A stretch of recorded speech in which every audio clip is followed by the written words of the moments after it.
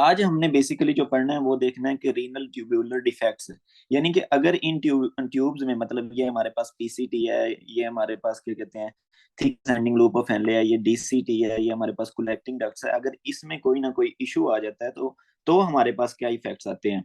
अब देखो, एक बंदा कोई काम कर रहा है, जब उसमें इशू आ जाएगा तो इसका मतलब है वो अपना काम नहीं कर सकेगा। फॉर एग्जाम्पल, मैं पढ़ाता हूँ, अगर मैं बीमार हो जाऊंगा या मुझे कोई भी इशू हो जाएगा तो मैं पढ़ा नहीं सकूंगा।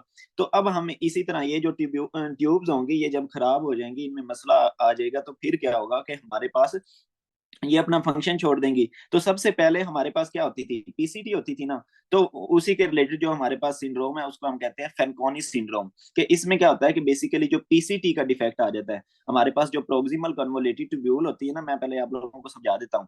तो हमारे पास जो फेनकोनी सिंड्रोम होती है उसमें प्रोक्सिमल कन्वोलेटिव ट्यूब्यूल का डिफेक्ट आ जाता है। इसका मतलब है कि ये वाले सेल्स खराब हो जाएंगे। ये वाले सेल्स क्यों खराब होंगे, बेसिकली इसमें इशू ये हो रहा होता है कि डिफरेंट टॉक्सिन्स आती हैं या डिफरेंट ड्रग्स आती हैं, या कोई भी ऐसा इशू जिसकी वजह से हमारी पीसीटी खराब होगी, तो ये हमारे जो सेल्स हैं ये खराब हो जाएंगे। इसका मतलब ये वाला फंक्शन नहीं करेंगे, ना सोडियम होगा, ना ग्लूकोज रीअब्सॉर्ब होगा, ना ये बाइकार्बोनेट हमारा रीअब्सॉर्ब होगा, ना हमारा इधर से ये दूसरे आयंस, मतलब फॉस्फेट, ना पोटाशियम, यानी कि ये सारे कोई भी आयंस रीअब्सॉर्ब नहीं होंगे। तो अब हम इसी को देख लेते हैं। बेसिकली आपको पता चल गया कि फेनकोनी सिंड्रोम में क्या होता है कि हमारे पास पीसीटी का प्रॉब्लम आ रहा होता है। तो हमारी जो प्रोक्सिमल कन्वोलेटिव ट्यूब्यूल है, जब वो देखो खराब हो जाएगी, तो हमारे पास क्या होगा कि ये जो भी चीजें रीअब्सॉर्ब कर रही थी वो कहाँ जाने लग जाएंगी, यूरिन में जाने लग जाएंगी। तो इट मीन्स कि जब हमारे पास जनरलाइज्ड रीअब्सॉर्प्शन डिफेक्ट होता है पीसीटी में, तो क्या होता है, increased excretion of amino acids. देखो, अमाइनो एसिड्स पीसीटी में रीअब्सॉर्ब हो रहे थे तो नहीं होंगे, ग्लूकोज भी नहीं रीअब्सॉर्ब होगा, बाइकार्बोनेट्स भी नहीं रीअब्सॉर्ब होंगे, फॉस्फेट्स भी नहीं रीअब्सॉर्ब होंगे, यानी कि जो भी चीजें इधर पीसीटी में रीअब्सॉर्ब हो रही थी वो रीअब्सॉर्ब नहीं होगी। तो आपको मैंने क्या बताया था कि जब क्या होता है, मैं इधर डायग्राम, तो देखो मैंने आप लोगों को क्या बताया था कि हमारे पास ये जो फिल्ट्रेट हो आ जाता है, हमारे पास इधर बोमेन स्पेस में सारा फिल्ट्रेट आ जाता है। अगर तो ये रीअब्सॉर्ब हो जाए तो इट मींस कि ये दोबारा ब्लड में आ गया। अगर ये रीअब्सॉर्ब ना हो तो कहाँ चला जाता था, यूरिन में। तो यही हो रहा है कि हमारी जो पीसीटी है जिसने रीअब्सॉर्प्शन करनी थी वो खराब हो गया। जब पीसीटी हमारी खराब हुई तो ये इधर से ये जो नॉर्मली हमारा ग्लूकोज अपीयर होता था, नहीं होता था ना, तो ग्लूकोज भी यूरिन में जाएगा, बंदे को ग्लूकोज यूरिया होगा, उसके बाद बंदे को अमाइनो एसिड्स भी जाएंगे, फॉस्फेट्स, यानी कि ये सारी चीजें क्या होंगी हमारे पास, यूरिन में जाना शुरू हो जाएंगी। तो अब देखो, हमें पता चल गया कि ये दूसरा इसकी काजेज क्या हो सकती हैं कि हमारी पीसीटी खराब क्यों हो सकती है। तो मैंने आपको बताया कि जब भी हमारी पीसीटी डैमेज होगी, पीसीटी क्यों डैमेज हो सकती है, या क्या हो कि हमारे पास इधर दूसरा कॉपर आके डिपॉजिट हो जाए। ये जो विल्सन डिजीज उसने बताई हुई है ना, इसमें कॉपर पीसीटी में आके डिपॉजिट हो जाता है पीसीटी में। तो फिर क्या होता है, हमारी पीसीटी डैमेज होती है। या टायरोसिनीमिया हो जाए, ये अगर टायरोसिन आके इधर डिपॉजिट हो जाए, ये डिफरेंट सिंड्रोम्स है, मतलब ये हम दूसरा क्या कहते हैं डिफरेंट चैप्टर्स में इनको पढ़ेंगे। लेकिन फिलहाल आप लोगों को ये पता होना चाहिए कि अगर ये होंगी तो हमारे पास पीसीटी डैमेज हो जाएगी। हमारे पास क्या आ गया, विल्सन डिजीज, उसमें कॉपर डिपॉजिट हो रहा था पीसीटी में आके, टायरोसिनीमिया जिसमें टायरोसिन आके डिपॉजिट हो रहा था, ग्लाइकोजन स्टोरेज डिजीज, इनमें ग्लाइकोजन इधर आके डिपॉजिट हो जाएगा पीसीटी में, जिसकी वजह से पीसीटी डैमेज होगी। Ischaemia, and this is important MCQs, कि जब भी इस्कीमिया होगा यानी कि क्या होगा, decreased oxygen supply to kidney होगा। जब decreased oxygen supply to kidney होगा, पीसीटी होगा, तो इसकी वजह से हमारी जो मोस्ट कॉमन दूसरा प्रॉब्लम होगी वो हमारी पीसीटी में होगी। अब इसके पीछे बड़ा इंपॉर्टेंट कंसेप्ट है कि जब भी ऑक्सीजन कम होती है तो हमारी पीसीटी, यानी कि जब भी इस्कीमिया होता है तो पीसीटी ही क्यों डैमेज होती है। आपको अब आप लोग देखो कि जो बंदा ज्यादा काम करता है उसे ज्यादा एनर्जी की जरूरत होती है। और हमारी ये जो पीसीटी है, मैंने आपको क्या कहा था, आज एमसीक्यूज भी इसी के रिलेटेड आया हुआ था कि इसके अंदर सबसे ज्यादा रीअब्जॉर्प्शन हो रही है। इसका मतलब है इधर सबसे ज्यादा एटीपी यूज हो रहा होगा। और ये जो एटीपी क्या है कि एटीपी के लिए बनाने के लिए हमें ऑक्सीजन की जरूरत होती है। इट मीन्स कि अगर कम ऑक्सीजन होगा तो हमारे पास क्या होगा, कम एटीपी। इट मीन्स कि अगर कम एटीपी होगा तो हमारे ये सेल्स क्या हो जाएंगे, मर जाएंगे। तो यही हमारे पास प्रॉब्लम हो रहा है। और दिस इज इंपॉर्टेंट एमसीक्यूज के, इस्कीमिया की वजह से क्या हमारा पीसीटी डैमेज हो जाता है, जिसकी वजह से बंदे को क्या हो जाएगा, फेनकोनी सिंड्रोम जिसको हम कहते हैं। देन हमारे पास क्या हो सकता है, मल्टीपल माइलोमा। मल्टीपल माइलोमा में क्या है कि ये हमारा दूसरा ना ब्लड कैंसर है। इसमें हमें पता है कि ये जो एंटीबॉडीज होती है ना, इनके पास हैवी चेन्स भी होती हैं, इस तरह लाइट चेन्स भी होती हैं। तो जो लाइट चेन्स है ना वो आईजीजी, दूसरा लाइट चेंज क्या है कि दूसरा इधर आके डिपॉजिट होना शुरू हो जाएंगी पीसीटी में, तो वो पीसीटी को डैमेज कर देंगी, जिसकी वजह से Fanconi syndrome. Then different drugs हैं, ये हमारे पास आईफोस्फामाइड है, सिस्प्लाटिन है, ये कीमोथेरेप्यूटिक मतलब कैंसर वाले पेशेंट्स को देते हैं। ये हमारे पास टीनोफोविर दूसरा एंटीवायरल है। देन ये अगर लेड इधर आके डिपॉजिट हो जाए, तो ये सारी प्रॉब्लम्स क्या है कि हमारे पास जब भी दूसरा आएंगी पीसीटी में, तो ये पीसीटी को क्या करेंगी, डैमेज कर देंगी। अब मुझे पता है कि आप लोग बड़े मतलब परेशान हो गए कि यार ये तो इतनी चीजें हम इसको मतलब किस तरह याद रखेंगे।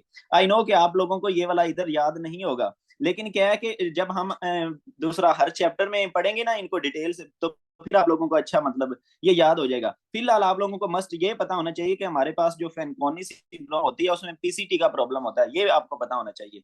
देन अब देखो हमारे पास पीसीटी क्या हुई है, खराब हो गई है, पीसीटी रीअब्जॉर्प्शन नहीं कर रही। अब देखो अगर पीसीटी रीअब्जॉर्प्शन नहीं करेगी तो बंदे को दूसरा बच्चे को या बंदे को क्या है कि ग्रोथ के लिए क्या है, अमाइनो एसिड्स भी चाहिए, ग्लूकोज भी चाहिए। तो अगर हमारे ग्लूकोज और अमाइनो एसिड दोनों यूरिन में जा रहे हैं, तो क्या होगा, बच्चे की ग्रोथ होगी, नहीं होगी। तो इसी वजह से बच्चे को क्या होता है, ग्रोथ रिटार्डेशन हो जाती है। देन देखो इधर हमारे पास क्या हो रहा था, फोस्फेट रीअब्जॉर्ब हो रहा था ना, ये देखो हमारे पास ये फोस्फेट दूसरा रीअब्जॉर्ब हो रहा था पीसीटी में। तो हमारी जो बोन्स होती हैं उनमें क्या होता है, फॉर एग्जांपल ये मैं बना देता हूँ कि ये हमारे पास क्या है जी, बोन है। तो बोन में इधर अंदर क्या होता है, कैल्शियम और फोस्फेट होते हैं, कैल्शियम और फोस्फेट होते हैं। तो अब हमारा फोस्फेट तो दूसरा रीअब्जॉर्ब नहीं हो रहा, ब्लड में नहीं आ रहा, ये तो यूरिन में जा रहा है। तो फोस्फेट की क्या हो जाएगी, कमी हो जाएगी। जब फोस्फेट की कमी होगी तो बंदे को क्या हो जाएगा, रिकट्स, यानी कि हड्डियां टेढ़ी मेढ़ी, हड्डियां कमजोर हो जाएंगी, ओस्टोपीनिया। तो यही होता है कि बंदे की क्या है, मतलब जो बच्चा होगा उसको रिकट्स होगा, ओस्टियोपीनिया हो जाएगा। एंड यही उसने लिखा हुआ है कि ये क्यों हो रहा होता है हमारे पास, हाइपोफोस्फेटीमिया की वजह से। ये देखें हाइपोस। देन और क्या हो सकता है, वॉल्यूम डिप्लीशन हो सकती है। वॉल्यूम डिप्लीशन क्यों हो सकती है, जाहिर सी बात है हमारे पास जो ज्यादा वाटर है मेनली रीअब्जॉर्ब भी पीसीटी में हो रहा है, तो इस वजह से क्या हो जाएगी, हमारे पास वॉल्यूम डिप्लीशन हो जाएगी। अब देखो इन सारी चीजों से ये तो हमें पता चल गया कि हमारे पास ये वाली प्रॉब्लम्स हो सकती हैं जब ग्लूकोज वगैरह की, प्रोटीन्स नहीं थी, ग्रोथ रिटार्डेशन हुई। जब फॉस्फेट नहीं था तो हमारी हड्डियां दूसरा कमजोर हो गई, और जब दूसरा पानी नहीं रीअब्जॉर्ब हो रहा था तो वॉल्यूम डिप्लीशन हो गई। अब देखो इससे इफेक्ट्स क्या आएंगे, ये जो उसने लिखे हुए हैं कि इफेक्ट्स क्या आएंगे जब हमारा पीसीटी डैमेज हुआ, तो बंदे को क्या हो जाएगी, मेटाबॉलिक एसिडोसिस। मैंने आपको क्या बताया कि हमारी जो पीसीटी है उधर क्या रीअब्जॉर्ब हो रहा होता है, बाइकार्बोनेट। ये इधर मैं आप लोगों को दिखा भी देता हूँ, ये देखो बाइकार्बोनेट हमारे पास इधर पीसीटी में रीअब्जॉर्ब हो रहा था। फिर ये देखो मैंने बाइकार्बोनेट के बारे में आपको क्या बताया था कि बाइकार्बोनेट क्या होता है, एक अल्कली होती है, और इसका काम होता है कि हमारी जो इधर ब्लड में क्या होंगे, फॉर एग्जाम्पल ये ब्लड वाली साइड है ना, ये देखो ब्लड वाली साइड है, तो इधर जो भी एसिड्स होंगे इनको इसने न्यूट्रलाइज करना होता है, इस बाइकार्बोनेट ने रीअब्जॉर्ब होके आके। तो हमारा बाइकार्बोनेट रीअब्जॉर्ब नहीं हो रहा, ये कहाँ जा रहा है, यूरिन में। ये कहाँ जा रहा है, हमारे पास यूरिन में। तो इट मीन्स कि हमारे ब्लड में बाइकार्बोनेट का लेवल कम हो जाएगा। जब बाइकार्बोनेट का ब्लड में लेवल हो जाएगा तो हमारे पास एसिडिटी हो जाएगी, यानी कि ब्लड की जो पीएच है वो कम हो जाएगी। हमें पता है ना कि जब पीएच कम हो तो इसका मतलब है बंदे को क्या होगी, एसिडिटी। इसका मतलब है कि हमारे पास जो नॉर्मल पीएच थी 7.4, उससे पीएच क्या हो जाएगी, कम हो जाएगी। तो ये आपको पता चल गया कि जब बाइकार्बोनेट, सिंपल आप बात याद रख लो कि बाइकार्बोनेट क्या है, एक अल्कली है। जब ये रीएब्जॉर्ब नहीं होगा तो बंदे को क्या हो जाएगी, एसिडिटी। तो इसी को उसने नाम दिया हुआ है मेटाबॉलिक एसिडोसिस। ये देख लें, इसी को उसने क्या नाम दे दिया है, मेटाबॉलिक एसिडोसिस। ठीक है, ये आगे हम आरटीए पढ़ेंगे, रीनल ट्यूब्यूलर एसिडोसिस। वो मैं आप लोगों को उधर इस चीज के बारे में सारा डिटेल से बताऊंगा, आरटीए के बारे में। देन हमारे पास आ गया हाइपोफोस्फेटीमिया होगा। वो तो आपको पता है ना कि फॉस्फेट नहीं रीअब्जॉर्ब हो रहा तो हाइपोफोस्फेटीमिया हो जाएगा। देखो, और उसके बाद पोटाशियम नहीं रीअब्जॉर्ब हो रहा तो हाइपोक्लीमिया हो जाएगा। और आज मैंने ग्रुप में भी एक एमसीक्यूज भेजा था कि हमारे पास ये देखो, जो सबसे ज्यादा रीअब्जॉर्प्शन हो रही होती है पोटाशियम की, वो पीसीटी में हो रही होती है। मैंने आपको बताया था कि ये जो भी आइंस हैं, अगर इनके बारे में आपके पास एमसीक्यूज आ जाए तो आपने क्या कहना है कि दूसरा, इनकी सबसे ज्यादा रीअब्जॉर्प्शन कहाँ हो रही है, पीसीटी में। तो ये मैंने आप लोगों को एक एमसीक्यू समझो इधर ही डिस्कस हो गया। आगे आप देखो, पीसीटी थी, पीसीटी के बाद हमारे पास क्या आ गया, ये दूसरा thin descending loop of Henle. ये क्या होता था, thin descending loop of Henle. तो इसका हमारे पास कोई डिसऑर्डर नहीं है, तो इसको हमने मतलब अल्लाह का शुक्र है कि छोड़ दिया, चलो इसका डिसऑर्डर तो नहीं पढ़ना पड़ेगा। देन हमारे पास ये ऊपर क्या होता था, दूसरा thick ascending loop of Henle. तो अब जब thick ascending loop of Henle में प्रॉब्लम होगा तो उसको हमने नेम दे दिया बार्टर सिंड्रोम। तो आपको पता है thick ascending loop of Henle में क्या दूसरा रीअब्जॉर्ब हो रहा था, तो हमें याद है कि उधर ये रीअब्जॉर्ब हो रहा था सोडियम, पोटाशियम और टू क्लोराइड। तो मैं ये देखो ना, इधर मैं आप लोगों को दिखा भी देता हूँ, ये देखो इसमें क्या रीअब्जॉर्ब हुआ, सोडियम पोटाशियम और 2 क्लोराइड। इसको आप इस तरह याद रख सकते हो कि हमारे पास पॉजिटिव कितना है, यानी कि सोडियम कितना है, एक, हमारे पास पॉजिटिव पोटाशियम कितना है, एक, एक और एक को जमा किया, दो, तो इट मींस कि हमारे पास दो पॉजिटिव है और दो नेगेटिव हमारे पास इधर क्या हो रहे होते हैं, रीअब्जॉर्ब। तो इनकी आप जो नंबर है ना वो उसको इस तरह याद रख सकते हो। हमारा जो thick ascending loop of Henle है उसमें क्या है कि ये पंप होता है सोडियम पोटाशियम 2 क्लोराइड पंप, जो इनको रीअब्जॉर्ब करवा रहा है। अब देखो अगर क्या होगा, जब बार्टर सिंड्रोम होती है तो हमारे पास ये वाला पंप जो खराब हो जाता है। जब ये खराब हो जाएगा तो इन सारे आयंस की रीअब्जॉर्प्शन नहीं होगी।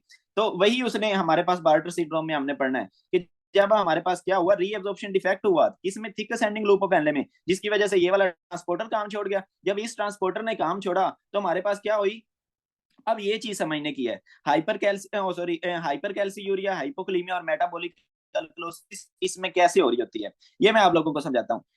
आप ना एक चीज अपने दिमाग में क्या कहते हैं ना घोल के डाल के कंसेप्ट अपना बिल्कुल अच्छे से क्लियर कर लें। वो ये कि जब भी क्या होगा, हमारा ये जो है ना दूसरा क्या कहते हैं कलेक्टिंग डक्ट्स, ये जो कलेक्टिंग ट्यूब्यूल हैं, इनके पास सोडियम ज्यादा आएगा। जब भी इनके पास सोडियम ज्यादा आएगा तो ये इसको ज्यादा से ज्यादा रीअब्जॉर्ब करेंगी। तो आपको पता है कि जब हम सोडियम को रीअब्जॉर्ब करते हैं तो दो आयंस की कुर्बानी देते होते हैं। किसकी किसकी, एक पोटाशियम की और एक साथ में किसकी हमारे पास, हाइड्रोजन की।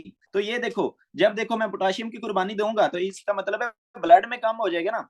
अब देखो हमारे पास क्या हुआ, मैं शुरू से आप लोगों को कहानी बताता हूँ। हमारे पास क्या हुआ, ये पंप क्या हुआ, खराब हो गया, ये ट्रांसपोर्टर खराब हो गया। तो देखो ये तीनों आयंस रीअब्जॉर्ब नहीं होंगे। जब ये तीनों आयंस रीअब्जॉर्ब नहीं होंगे तो ये इस तरह जाते जाते इधर पहुंच जाएंगे ना। जब इधर पहुंचेंगे तो हमारी कलेक्टिंग ट्यूब्यूल देखेगी कि इसके ल्यूमन में बहुत ज्यादा सोडियम है। तो वो इस सोडियम को रीअब्जॉर्ब करने के लिए ये वाला पंप जो है ना वो ज्यादा चला देगी, ये वाला ट्रांसपोर्टर। जब ये वाला ट्रांसपोर्टर ज्यादा चलेगा तो क्या होगा कि हम सोडियम को रीअब्जॉर्ब करने के लिए दो आयंस की कुर्बानी देते हैं। किस किस की, पोटाशियम की और हाइड्रोजन की। इसका मतलब है कि ब्लड में पोटाशियम का भी लेवल कम हो जाएगा, हाइड्रोजन का भी लेवल कम हो जाएगा। ब्लड में पोटाशियम के लेवल कम होने को हम क्या कह देते हैं, हाइपोक्लीमिया, यानी कि डिक्रीज पोटाशियम को कह देते हैं हाइपोक्लीमिया। और डिक्रीज और दूसरा हमारे पास डिक्रीज्ड हाइड्रोजन को हम क्या कह देते हैं, अल्कलोसिस। ठीक है, तो वही उसने बात इधर हमारी बुक पे लिखी हुई है, मैं आप लोगों को बुक से दिखाता हूँ। तो ये देखो बंदे को क्या हो गया, हाइपोक्लीमिया जो मैंने आप लोगों को बता दिया, और साथ में क्या होगी, मेटाबॉलिक अल्कलोसिस। अब हमारे पास आ गया हाइपर कैल्सीयूरिया। हाइपर कैल्सीयूरिया का मतलब होता है ज्यादा कैल्शियम यूरिन में, मोर कैल्शियम इन यूरिन। तो वो क्यों हो रहा होता है, मैंने आप लोगों को बताया था कि जब ये पोटाशियम रीअब्जॉर्ब होता था तो ये बैक लीक करके आता था। जब ये बैक लीक करके आता था तो इस पे पॉजिटिव चार्ज होता था, तो ये पॉजिटिव और इन पॉजिटिव को रिपेल करता था, जिसकी वजह से मैग्नीशियम और कैल्शियम पतली गली से भाग लेते थे। यानी कि इनकी सेल्स के दरमियान में जो स्पेस होती है उससे क्या हो जाती थी, रीअब्जॉर्प्शन हो जाती थी। अब देखो ये पंप ही नहीं काम किया, जब ये पंप नहीं काम करेगा तो पोटाशियम रीअब्जॉर्ब होगा नहीं, रीअब्जॉर्ब होगा। जब पोटाशियम रीअब्जॉर्ब नहीं होगा तो बैक लीक भी नहीं होगा, बैक लीक भी नहीं होगा तो ये ना इधर पोटाशियम दूसरा पॉजिटिव बनेगा, मतलब ये हमारे पास ना इधर ल्यूमन में पॉजिटिविटी होगी और ना ये पॉजिटिव पॉजिटिव एक दूसरे को रिपेल करेंगे। इसका मतलब है कि हमारे पास मैग्नीशियम और कैल्शियम की भी रीअब्जॉर्प्शन नहीं होगी। इट मींस के इसने एज अ सेम ही एक्ट कर रहा है ना जिस तरह हमारे पास लूप डायूरेटिक्स काम कर रहे थे। ठीक है, तो अब देखो ये जो कैल्शियम है इधर से रीअब्जॉर्ब नहीं हो रहा, तो ये भी क्या है कि इधर पहुंच जाएगा ना यूरिन में। तो ये क्या है कि इसी को उसने टर्म दी हुई है कि इंक्रीज्ड कैल्शियम हो जाएगा इन यूरिन में, जिसको हम क्या कह देते हैं, हाइपर कैल्सीयूरिया। तो ये बहुत इंपॉर्टेंट कंसेप्ट है कि हमारे पास हाइपर कैल्सीयूरिया क्यों रहा है, क्योंकि ये जो दूसरा हमारे पास ये वाला पंप नहीं काम किया, जिसकी वजह से पोटाशियम दोबारा बैक लीक करके नहीं आया, जिसकी वजह से हमारे पास क्या है कि मैग्नीशियम और कैल्शियम की रीअब्जॉर्प्शन नहीं हुई। जब इनकी रीअब्जॉर्प्शन नहीं होगी तो क्या है कि वो ज्यादा से ज्यादा यूरिन में जाएंगे। वही आप लोगों को कंसेप्ट मैंने इधर बता दिया ना। अब मैं बार बार तो नहीं आऊंगा कि जो भी चीज इधर आ गई अगर वो रीअब्जॉर्ब नहीं होगी तो जाहिर सी बात है वो कहाँ चली जाएगी, यूरिन में। ठीक है, तो हम इसी को दोबारा बुक से मैं आप लोगों को दिखाता हूँ। तो यही हमारी तीनों टर्म्स हो गई done. Metabolic alkalosis, metabolic alkalosis क्यों हो रही थी कि क्योंकि हम सोडियम को रीअब्जॉर्ब करने के लिए ज्यादा से ज्यादा हाइड्रोजन यूरिन में फेंक रहे थे। हाइपोक्लीमिया क्यों हो रहा था कि हम सोडियम को रीअब्जॉर्ब करने के लिए क्या है, पोटाशियम ज्यादा से ज्यादा बाहर फेंक रहे थे। ठीक है, हाइड्रोजन ये पोटाशियम। और हाइपर कैल्सीयूरिया क्यों हो रहा था, क्योंकि हमारे पास ज्यादा से ज्यादा कैल्शियम क्या है, यूरिन में जा रहा था। ठीक है, तो इस चीज की समझ लगी। और ये क्या होता है, हमारे पास ऑटोसोमल रिसेसिव होती है। अब ऑटोसोमल रिसेसिव और डोमिनेंट का आप एक कंसेप्ट याद रख लो कि ऑटोसोमल रिसेसिव वो ट्रेट होती है कि अगर दोनों मतलब दूसरा जो बच्चा पैदा हुआ है ना, उसकी माँ भी और उसका फादर भी, दोनों में जीन डिफेक्टिव होगा तो फिर वो बच्चे में ट्रांसफर होगी। और ऑटोसोमल डोमिनेंट का आप याद रख लो कि अगर उसकी माँ में भी मसला हो या चाहे उसके बाप में मसला हो, यानी कि सिर्फ एक बंदे में भी मसला होगा तो वो बच्चे में ट्रांसफर हो जाएगी। तो इधर मैं लिख देता हूँ दो, यानी कि माँ और बाप दोनों में मसला होगा तो फिर बच्चे में ट्रांसफर होगी। ऑटोसोमल डोमिनेंट का आप याद रख लें कि सिर्फ माँ में हो जाए मसला या बाप में हो जाए तो वो क्या है कि बच्चे में ट्रांसफर हो जाएगी। तो ये क्या होती है हमारे पास ऑटोसोमल दूसरा रिसेसिव होती है, बार्टर सिंड्रोम। देन आपने इसमें याद रख लेना है एक चीज आप लोगों ने इधर नोट नहीं की कि कल हमने पढ़ा था इधर लूप डायूरेटिक्स के बारे में। तो देखो लूप्स भी तो यही काम कर रहे थे ना, लूप डायूरेटिक्स भी क्या काम कर रहे थे, जिसमें मैंने आपको बताया था वो फ्यूरोसेमाइड, तो वो भी क्या कर रहे थे, इसी पंप को ब्लॉक कर रहे थे ना। तो सेम इफेक्ट, यानी कि जो लूप डायूरेटिक का इफेक्ट होता है वही हमारे पास किसके है, बार्टर सिंड्रोम में हो रहा होता है। तो ये आपने देख लिया कि present similarity to chronic loop diuretic use. ठीक है, तो क्रोनिक ये जो लूप डायूरेटिक्स हैं ये हमने फार्मा में बहुत अच्छी डिटेल से पढ़ेंगे। ठीक है जी, असेंडिंग लूप ऑफ एनले के बाद क्या होता था हमारे पास, ये डीसीटी होती थी, डिस्टल कन्वोल्यूटेड ट्यूब्यूल। और उसमें कौन सा पंप होता था, सोडियम और क्लोराइड वाला। अगर आप लोगों को याद हो, नहीं याद तो मैं आप लोगों को दोबारा दिखाता हूँ। ये देखें, हमारे पास जो डीसीटी होती थी उसमें सोडियम और क्लोराइड वाला को ट्रांसपोर्टर होता था जो सोडियम और क्लोराइड को रीअब्सॉर्ब करवा रहा था। तो जाहिर सी बात है जब ये क्या है कि हमारे पास पंप खराब हो जाएगा तो सोडियम क्लोराइड रीअब्सॉर्ब होंगे, नहीं होंगे। तो अब आप लोग मुझे बताओ कि ये देखो सोडियम और क्लोराइड इधर से रीअब्सॉर्ब नहीं हो रहे, तो ये सोडियम क्या है कि इधर ज्यादा पहुंचेगा या कम पहुंचेगा, जल्दी बताओ। इधर ये हमारी कलेक्टिंग डक्ट्स के कलेक्टिंग ट्यूब्यूल के पास, जल्दी बताना जल्दी, ज्यादा पहुंचेगा या कम पहुंचेगा। जब वो उधर से रीअब्सॉर्ब नहीं हो रहा डिस्टल कन्वोल्यूटेड ट्यूब्यूल से, तो हमारे पास ये जो सोडियम है वो कलेक्टिंग, हाँ गुड, बहुत अच्छे यार। तो हमारे पास देखो इधर से रीअब्सॉर्ब नहीं हो रहा तो इट मींस कि ये इधर ज्यादा पहुंचेगा। तो देखो इसको रीअब्सॉर्ब करने के लिए हमारी कलेक्टिंग ट्यूब्यूल क्या करेगी, इसको ज्यादा रीअब्सॉर्ब करेगी और इनकी कुर्बानी, इनको बलि का बकरा बना देगी हमारे पोटाशियम और हाइड्रोजन को। तो ये दोनों क्या है कि बॉडी से ज्यादा निकल जाएंगे, इसका मतलब है ब्लड में कम हो जाएंगे। तो ब्लड में पोटाशियम के कम होने को क्या कहते हैं, हाइपोकलीमिया। और हाइड्रोजन के कम होने को क्या कहते हैं, एसिडोसिस। तो वही सेम चीज आ गई इधर, हमारे पास कंसेप्ट द्वारा वही सेम ही हो गया कि क्या होगी, मेटाबॉलिक अल्कलोसिस। ये देखें, मेटाबॉलिक अल्कलोसिस। देन और क्या हो गया हमारे पास, हाइपोक्लीमिया। देन हमारे पास और क्या क्या उधर रीअब्सॉर्ब हो रहा था डीसीटी में, हमें पता है मैग्नीशियम रीअब्सॉर्ब हो रहा था, वो भी नहीं होगा। कैल्शियम रीअब्सॉर्ब हो रहा था, वो भी नहीं होगा। तो ये सारी प्रॉब्लम्स आ गई। ये देखिए ना, हमारे पास एक तो ये सोडियम और क्लोराइड वाला था, देन मैग्नीशियम और कैल्शियम वाला था। तो ये सारे ही नहीं रीअब्सॉर्ब होंगे क्योंकि पूरा सेल जो खराब हुआ पड़ा है। तो वही हमारे पास इन सारे सेल की क्या हो जाएगी, कमी हो जाएगी। तो वही उसने हमारे पास इधर, और ये भी क्या होती है, ऑटोसोमल रिसेसिव होती है। वो आपको मैंने बता दिया कि ऑटोसोमल रिसेसिव क्या होता है। अब देखो ये present similarity to thiazide diuretic use. तो वो देखो ना, इधर देखो हमारे पास क्या हुआ, थायजाइड डायूरेटिक्स जब हम देते थे, ये देखो कहाँ गया, थायाजाइड डायूरेटिक्स। ये देखो हम जब थायाजाइड डायूरेटिक्स देते थे तो क्या होता था कि ये सोडियम और क्लोराइड वाला पंप जो होता था रुक जाता था, इनहिबिट हो जाता था। जब सोडियम और क्लोराइड वाला पंप इनहिबिट हो जाता था तो वही इधर भी तो हमारे पास क्या हो रहा है कि ये वाला पंप सही तरह से काम, मतलब जब जो हमारे पास जीटलमैन सिंड्रोम है उधर भी तो ये सेम इफेक्ट आ रहा है ना, कि ना सोडियम रीअब्सॉर्ब हो रहा है ना क्लोराइड रीअब्सॉर्ब हो रहा है। ठीक है, तो इधर मैं एक गलती कर गया हूँ फ्लो फ्लो में, लेकिन वो आप लोगों ने मुझे बताया नहीं, मैं आप लोगों को बताता हूँ। अब देखो मैंने आपको क्या कहा था कि जब इधर से क्या होगा, दूसरा कम सोडियम आएगा ना ये वाला, तो इस बंदे में क्या होता है, हाइपोकैल्सीयूरिया होता है। यही चीज मैं आप लोगों को बताता हूँ। अब एक्सप्लेन करता हूँ कि इस बंदे में हाइपोकैल्सीयूरिया क्यों होगा। ठीक है, तो ये देखें हमारे पास क्या हुआ, इसमें जो जिटलमैन सिंड्रोम थी उसमें ये वाला पंप क्या हुआ, खराब हो गया। जब ये वाला पंप खराब हो गया तो आपको पता है कि इधर जो सोडियम होगा वो कम आएगा। जब इधर सोडियम कम आएगा ना तो इधर से सोडियम जो है ना वो हमारे पास ज्यादा इधर आएगा। तो आपको पता है ये वाला पंप ज्यादा काम करेगा। जब ये वाला पंप ज्यादा काम करेगा तो इधर कैल्शियम जो है वो ज्यादा आएगा। जब हमारे पास ब्लड में क्या है कि कैल्शियम ज्यादा जा रहा है, जबकि इधर कैल्शियम क्या होगा, कम हो जाएगा। तो इधर कैल्शियम कम होगा तो यूरिन में भी तो कम जाएगा। तो उसको उसने क्या टर्म को नाम दे दिया, हाइपोकैल्सीयूरिया। तो यही उसने क्या कहा हुआ है, हाइपोकैल्सीयूरिया होगा बंदे को। ये देखें बंदे को क्या हो जाएगा, जीटलमैन सिंड्रोम वाले बंदे को हाइपोकैल्सीयूरिया। क्योंकि इसमें जो हमारे पास रीअब्जॉर्प्शन डिफेक्ट आ रहा है ना, मेनली NaCl वाले में आ रहा है। ये वाला जो चैनल है ना हमारे पास, कौन सा, ये जो मेनली NaCl वाला चैनल है ना, ये वाला क्या कहते हैं, NaCl वाला, यानी कि जो सोडियम और क्लोराइड को रीअब्सॉर्ब करवा रहा था। मेटाबॉलिक एसिडोसिस और अल्कलोसिस का डिफरेंस ये प्लीज बता दीजिएगा अगेन। मेटाबॉलिक एसिडोसिस और अल्कलोसिस, एसिडोसिस में क्या होता है कि जब भी आपकी ब्लड की पीएच कम हो जाए, यानी कि फॉर एग्जांपल ये ब्लड की पीएच है ना, वो अगर क्या हो जाए, कम हो जाए, लेस देन 7.4 हो जाए, तो उसको हम क्या कहते हैं, मेटाबॉलिक एसिडोसिस। और अगर ब्लड की पीएच क्या हो जाए, 7.4 से ज्यादा हो जाए, तो उसको हम क्या कहते हैं, मेटाबॉलिक अल्कलोसिस। ठीक है। और ये हमारा टॉपिक है तकरीबन कल नहीं, एक दो दिन के बाद इसके बारे में प्रॉपर आपको लेक्चर मिलेगा कि मेटाबॉलिक एसिडोसिस अल्कलोसिस क्या होती है, हम इसको कैसे ठीक करते हैं, उसके बारे में प्रॉपर। फिलहाल आप लोगों को ये पता होना चाहिए कि पीएच ज्यादा हो जाए या कम हो जाए। ठीक है। तो खैर हम दोबारा उसी की तरफ आते हैं, हमारी जिटलमैन सिंड्रोम की तरफ। जिटलमैन सिंड्रोम में क्या हो रहा था कि हमारा ये जो सोडियम और क्लोराइड वाला चैनल है, ये खराब हो रहा था, तो इस वजह से सोडियम और क्लोराइड रीअब्सॉर्ब नहीं हो रहा था। तो ये रीअब्सॉर्प्शन डिफेक्ट ऑफ NaCl इन, तो इसकी वजह से क्या होगा, मेटाबॉलिक अल्कलोसिस। वो मैंने आपको बताया, सोडियम की कुर्बानी की, और दूसरा सोडियम को रीअब्सॉर्ब करने के लिए किसकी, हाइड्रोजन की कुर्बानी दे दी और पोटाशियम की कुर्बानी देगी। बाकी इधर क्या है कि हाइपोमैग्नीशियमिया हो गया, मैग्नीशियमिया हो जाएगा, क्योंकि हमारे पास मैग्नीशियम प्रॉपर्ली रीअब्सॉर्ब नहीं हो रहा। और ये वाला कंसेप्ट इंपॉर्टेंट है कि बंदे को क्या हो जाएगा, हाइपोकैल्सियूरिया, यानी कि हमारे पास यूरिन में कैल्शियम कम आएगा, इसका मतलब है कि ब्लड में कैल्शियम ज्यादा जाएगा। तो मैंने आपको थायाजाइड डायूरेटिक्स के बारे में क्या कहा था कि वो क्या होते हैं, कैल्शियम स्पेरिंग होते हैं। तो इट मींस कि जब हम थायाजाइड डायूरेटिक्स देते हैं तो ब्लड में कैल्शियम ज्यादा हो जाता है। उस चीज की आप लोगों को समझ लगी ना, कि जब हम थायाजाइड डायूरेटिक्स देंगे तो कैल्शियम कैसे ज्यादा होगा। ये मैं दोबारा उसको बता देता हूँ कि इधर जब सोडियम कम होगा तो ये वाला ट्रांसपोर्टर ज्यादा काम करेगा, जब ये वाला ट्रांसपोर्टर ज्यादा काम करेगा तो हमारे पास जो ब्लड है उसमें कैल्शियम ज्यादा हो जाएगा। हमारे पास लिडल सिंड्रोम।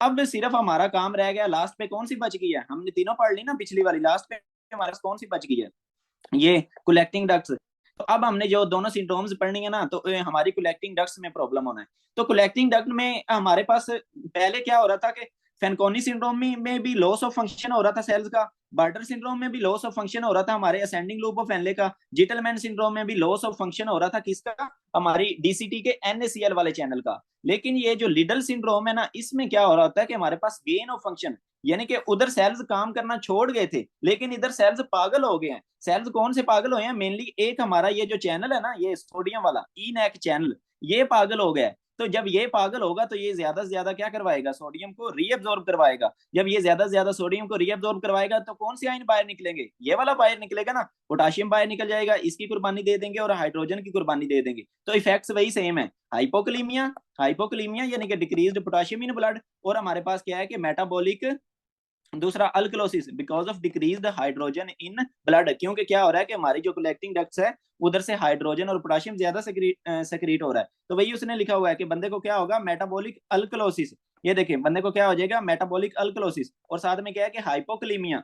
देन हमारे पास आप देखें, गेन ऑफ फंक्शन म्यूटेशन हुई है किसमें, इनएक चैनल में। तो मैंने आपको क्या कहा था कि जब सोडियम जाता है तो उसके पीछे पीछे क्या है कि वाटर भी जाता है। सोडियम का लवर कौन था, वाटर। तो इट मींस कि हमारे पास ये जो ब्लड वेसल है, फॉर एग्जांपल मैं इधर एक ब्लड वेसल बनाता हूँ, इधर सोडियम ज्यादा आया है ना, रीअब्सॉर्ब हो गया फॉर एग्जांपल, तो इधर साथ में वाटर भी ज्यादा आएगा। तो आपको पता है कि जब पाइप में पानी ज्यादा बढ़ जाए तो उसका प्रेशर क्या हो जाता है, बढ़ जाता है। तो ब्लड प्रेशर क्या हो जाएगा, बीपी इस बंदे में ज्यादा होगा। देन बीपी ज्यादा होगा, साथ में क्या होगा कि इस बंदे में एल्डोस्टेरोन कम होगा। अब देखो एल्डोस्टेरोन क्यों कम होगा, एल्डोस्टेरोन का कम था, एल्डोस्टेरोन का क्या काम था कि बीपी को बढ़ाना, बीपी तो पहले ही बढ़ा हुआ है, ऐसा ही है ना, बीपी तो पहले ही बढ़ा हुआ है। तो जब बीपी बढ़ता है तो हमारे पास डिक्रीज हो जाती है एल्डोस्टेरोन की सिक्रीशन, किसकी, एल्डोस्टेरोन की सिक्रीशन क्या हो जाती है, डिक्रीज। ठीक है। तो ये एल्डोस्टेरोन बेसिकली रिलीज कहाँ हो रहा, कहाँ से हो रहा होता है, एड्रीनल कोर्टेक्स से, एड्रीनल कोर्टेक्स से। ये खैर हमारा टॉपिक है उसका दूसरा एंडोक्राइन का, लेकिन मैं थोड़ा सा आपको रिव्यू दे दूं कि बेसिकली क्या होता है कि जब भी हमारा बीपी कम होता है तो एल्डोस्टेरोन रिलीज होता है। लेकिन ये जो हम पढ़ रहे हैं लिडल सिंड्रोम, इसमें क्या है कि बीपी पहले ही ज्यादा है, तो जब बीपी ज्यादा है तो इसकी वजह से हमारे पास क्या होगा, एल्डोस्टेरोन कम होगा। ठीक है जी। तो यही चीज मैं आप लोगों को इधर दिखाना चाहता हूँ कि इस बंदे में क्या होगी, हाइपरटेंशन होगी। हाइपरटेंशन क्यों है, सोडियम के पीछे वाटर जा रहा है, और साथ में डिक्रीज्ड एल्डोस्टेरोन क्यों है, क्योंकि पहले ही बीपी बढ़ा हुआ है। जब बीपी बढ़ता है तो एल्डोस्टेरोन की सिक्रीशन कम हो जाती है, फीडबैक, दूसरा नेगेटिव फीडबैक के थ्रू। और ये क्या होती है, हमारे पास ऑटोसोमल डोमिनेंट होती है। ऑटोसोमल डोमिनेंट का क्या मतलब है कि दोनों वालदैन में मसला होगा, सॉरी एक वालदैन में मसला होगा, यानी कि चाहे फादर में हो चाहे मदर में हो। ठीक है। तो इसमें ये उसने कहा हुआ है कि present similarly to hyper aldosteronism. अब इसका क्या मतलब है, इसका मतलब है कि हमारे पास देखो ये इफेक्ट तो सेम ही दे रहा है। जब आपको पता है एल्डोस्टेरोन आता था तो क्या होता था, एल्डोस्टेरोन बीपी बढ़ाता था, तो इसमें भी तो बीपी बढ़ रहा है ना। एल्डोस्टेरोन आता था तो क्या होता था, हमारे पास सोडियम की रीअब्जॉर्प्शन बढ़ती थी। देखो जब ये एल्डोस्टेरोन आया, ये आके इधर अपने रिसेप्टर्स पे लगा, जब ये इन रिसेप्टर्स पे लगता था तो सोडियम की रीअब्जॉर्प्शन बढ़ जाती थी, पोटाशियम की सेक्रीशन बढ़ जाती थी और साथ में हाइड्रोजन की सेक्रीशन बढ़ जाती थी। तो हमारा ये जो लिडल सिंड्रोम है इसमें भी तो सेम ही हो रहा है कि ये दूसरा सोडियम की रीअब्जॉर्प्शन बढ़ रही है और पोटाशियम की एक्सक्रीशन और हाइड्रोजन की सेक्रीशन क्या हो रही है हमारे पास, बढ़ रही है। तो ये इसका इफेक्ट सेम है एल्डोस्टेरोन की तरह, लेकिन इधर एल्डोस्टेरोन की वजह से ये वाला इफेक्ट नहीं आ रहा, बल्कि हमारे पास ये वाला जो ई नेक चैनल है इसके पागलपन की वजह से हमारे पास ये सारा मसला आ रहा है। तो वही उसने लिखा हुआ है कि ये present similarly to hyper aldosteronism but aldosterone is nearly undetectable. लेकिन इसमें क्या होता है कि एल्डोस्टेरोन बिल्कुल हमारे पास कम होता है। ठीक है जी।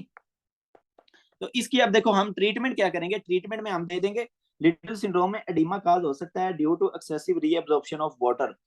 लिटल सिंड्रोम में हाँ अगर बहुत ज्यादा रीअब्जॉर्प्शन ऑफ वाटर होगी तो एडिमा हो सकता है जी, बिल्कुल हो सकता है। अच्छा अब देखो हम ट्रीटमेंट कैसे करेंगे, इस चैनल को इनहिबिट करने के लिए हम कौन सी ड्रग्स देते थे, ये देखें अमाइलोराइड और ट्राईएम्प्टीरीन दे देंगे। देखो अमाइलोराइड और ट्राईएम्प्टीरीन दे देंगे, ये वाला चैनल हम क्या है कि उसको इनहिबिट कर देंगे। जब ये वाला चैनल इनहिबिट होगा ना ये प्रॉब्लम होगी ना ये प्रॉब्लम होगी और ना साथ में सोडियम के पीछे वाटर जाएगा, तो हमारे सारे मसले बिल्कुल ठीक हो जाएंगे।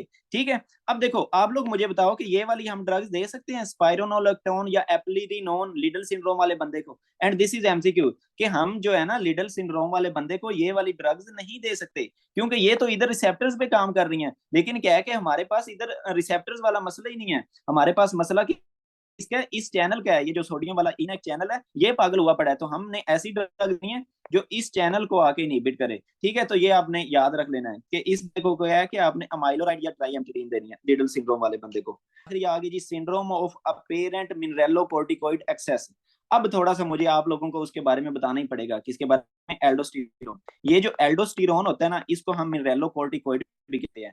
ठीक है। ये बेसिकली हमारे पास कहाँ से रिलीज हो रहा होता है, जो किडनी होती है उसके ऊपर एक ग्लैंड है जिसे हम एड्रीनल ग्लैंड कहते हैं, एड्रीनल ग्लैंड के एड्रीनल कोर्टेक्स से ये रिलीज हो रहा होता है। और एड्रीनल कोर्टेक्स में भी अगर मैं आप लोगों को बताऊं तो जोना ग्लोमेरुलोसा, ये 3 लेयर्स होती हैं, एक दो ग्लोमेरुलोसा फेसिकुलेटा रेटिकुलरिस। तो ये जो जोना ग्लोमेरुलोसा है ना, जोना ग्लोमेरुलोसा ग्लोमेरुलोसा, उससे बेसिकली ये हमारा एल्डोस्टेरोन सक्रिएट हो रहा होता है और इसका काम होता है हमारे पास सोडियम इधर काम आपको पता है कि वो इसने इधर से कलेक्टिंग डक्ट से आके सोडियम की रीअब्जॉर्प्शन बढ़ानी है, जिसकी वजह से हमारे पास वाटर की रीअब्जॉर्प्शन बढ़ जाती है, तो हमारे पास बीपी क्या हो जाता है, ज्यादा हो जाता है। और ये जब बीपी कम होता है तो एल्डोस्टेरोन रिलीज होता है। खैर कल का हमारा टॉपिक ये है एल्डोस्टेरोन के बारे में, फिलहाल आप लोगों को बस ये पता होना चाहिए। तो इसको हमने क्या कह दिया, मिनरेलोकोर्टिकोइड।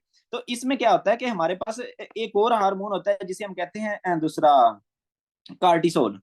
ठीक है।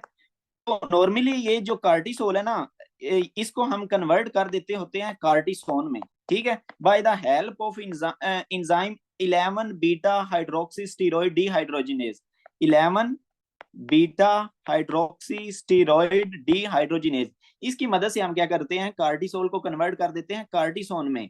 लेकिन अगर क्या हो कोई प्रॉब्लम हो जाए हमारे पास, ये जो 11 बीटा ये वाला इंजाइम है ये दूसरा फंक्शन छोड़ दे या तो कोई इनहिबिटर्स आ जाए, तो हमारे पास ब्लड में क्या होता है कार्टिसोल का लेवल ज्यादा हो जाता है। जब कार्टिसोल का लेवल ज्यादा होता है ब्लड में तो हमारे पास क्या होता है कि ये इन रिसेप्टर्स पे आके लगना शुरू हो जाता है। ये वाले ये जो एल्डोस्टेरोन वाले रिसेप्टर है ना, इधर एल्डोस्टेरोन की जगह कौन आके लगना शुरू हो जाएगा हमारे पास, कार्टिसोल। तो ये देखो वही सेम इफेक्ट देगा, इफेक्ट इसमें भी सेम है। क्या होगा, क्या होगा आप लोग खुद सोचो, जाहिर सी बात है इधर से सोडियम की रीअब्जॉर्प्शन बढ़ जाएगी, पोटाशियम की एक्सक्रीशन बढ़ जाएगी, हाइड्रोजन की सक्रीशन बढ़ जाएगी, वाटर की रीअब्जॉर्प्शन। तो इफेक्ट इसमें बिल्कुल वही सेम है कि मेटाबॉलिक अल्कलोसिस होगी क्योंकि हाइड्रोजन ज्यादा दूसरा यूरिन में जा रहा है, हाइपोक्लीमिया होगा क्योंकि पोटाशियम ज्यादा बाहर जा रहा है, क्योंकि हम सोडियम को रीअब्सॉर्ब करने के लिए इन दोनों की कुर्बानी दे रहे हैं ना, हाइड्रोजन की और पोटाशियम की। देन बंदे को हाइपरटेंशन होगा क्योंकि हमारे पास ये दूसरा क्या कहते हैं वाटर ज्यादा रीअब्सॉर्ब हो रहा है ना, वेसल्स में वाटर ज्यादा आएगा तो हाइपरटेंशन। तो इसमें इस बंदे में क्या होगा, decreased serum aldosterone level. Decreased serum aldosterone level क्यों, क्योंकि इस बंदे में क्या है इंक्रीज्ड बीपी है, तो आपको पता है जब बीपी इंक्रीज होता है तो it lead to decreased aldosterone. तो इस बंदे में क्या होगा, डिक्रीज्ड एल्डोस्टेरोन होगा। ठीक है। तो इसमें क्या है कि हमारे पास ये जो मेनली कार्टिसोल है ना ये ट्राइज टू बी सेम, तो उस यही उसने निमोनिक बनाया हुआ है कि cortisol tries to be same as aldosterone. ठीक है जी। तो कार्टिसोल क्या करता है कि हमारे पास एज अ सेम वर्क करना चाह रहा होता है एल्डोस्टेरोन की तरह। अब हम देख लेते हैं कि कौन सी कंडीशंस होती हैं जिसमें हमारे पास ये जो दूसरा इंजाइम है ना, इसको प्रॉब्लम बन रही होती है। तो इसमें कुछ ऑटोसोमल रिसेसिव प्रॉब्लम्स होती है। फॉर एग्जांपल ये एक स्पेसिफिक टाइप ऑफ लिकोराइस, ये है ना एक प्लांट है, प्लांट नहीं ये पता नहीं एक फर्न सी है या इस तरह का ना कोई फ्लावरिंग प्लांट है। तो उसमें ये वाला एसिड होता है। कुछ लोग ना इसको दूसरा जब गला खराब होना तो गार्गल्स करने के लिए यूज करते हैं। तो अगर कोई बंदा इसको ज्यादा यूज कर ले तो इसमें ये वाला एसिड होता है ग्लिसरीटिनिक एसिड।